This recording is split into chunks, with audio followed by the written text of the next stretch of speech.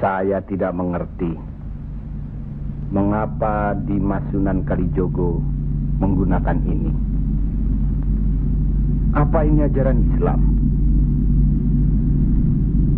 Saya pun tidak mengerti mengapa Kanjeng Sunan Giri baru mempersoalkannya sekarang.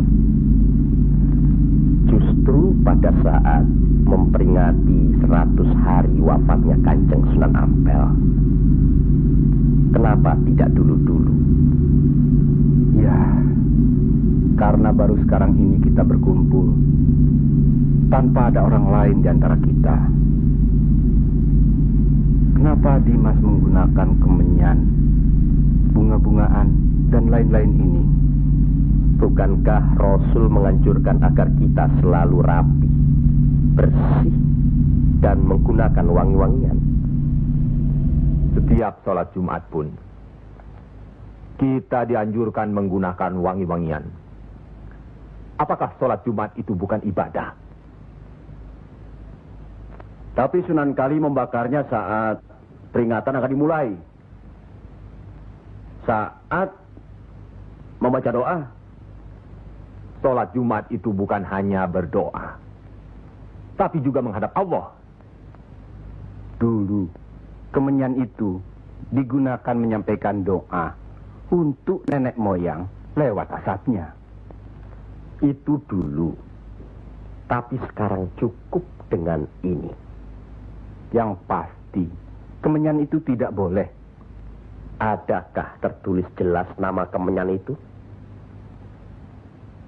Adakah penjelasan atau kejelasan mengenai jenis, bentuk, atau nama dari wangi-wangian itu?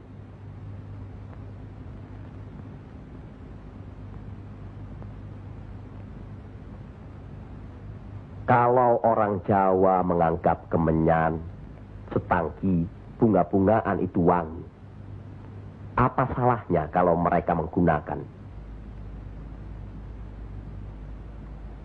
Tapi Sunan Kali kan bisa melarangnya. Untuk apa melarangnya? Untuk apa kalau cuma membuat mereka tersinggung dan kemudian kita tidak berhasil mengislamkan mereka? Memang Sunan Kali lah yang selalu lain cara pendekatannya kepada rakyat.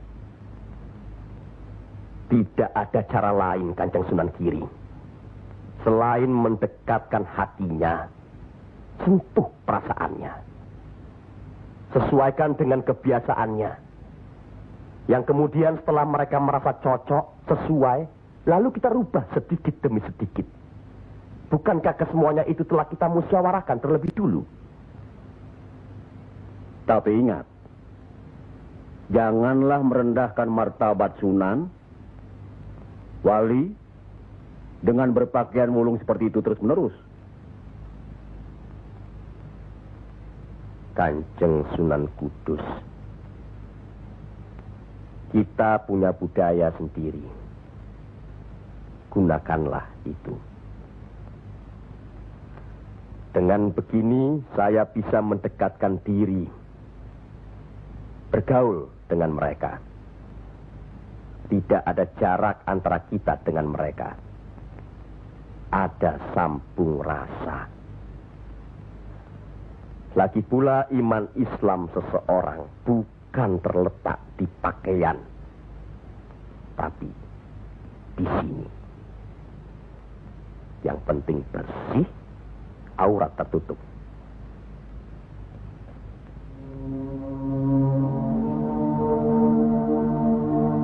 Hari ini, setan-setan sedang bertengger di dada sedulur-sedulur. Lupa akan firman Allah. Kalau ada perselisihan di antara kita umat muslim, kembalilah pada Al-Quran. Kenapa sedulur-sedulur lupa? Kenapa?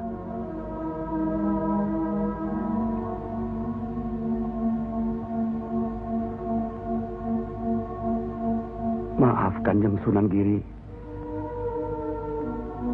Semestinya hal ini tidak boleh terjadi. Apalagi Kanjeng Sunan sebagai pimpinan kami di sini.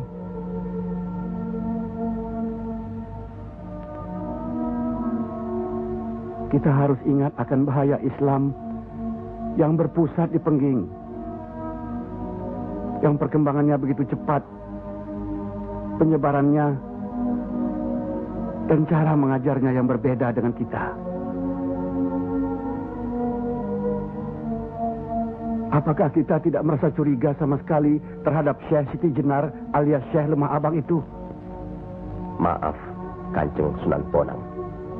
Tidaklah baik berprasangka buruk terhadap orang. Itu pun termasuk dihinggapi setan. Astagfirullahaladzim. Soal Syekh Siti Jenar, saya telah menyaksikan anak buahnya berceramah. Anak buahnya bukan berarti Syekh Siti Jenar. Apakah Sunan Kali benarkan cara Syekh Siti Jenar yang musyrik itu? Bid'ah? Murtad? Wallahu alam. Saya belum pernah menyaksikan dengan mata kepala saya sendiri. Menurut Imam Ghazali, melihat lebih baik daripada mendengar. Saya rasa benar Kanjeng Sunan Bonang. Hari ini setan-setan sedang bertengger di dada kita. Maafkan saya, Kanjeng. Sama-sama, Kanjeng. Maafkan saya. Maafkan sama-sama. Maafkan. Maafkan saya, Sunan. Kanjeng Sunan Bonang. Sama-sama.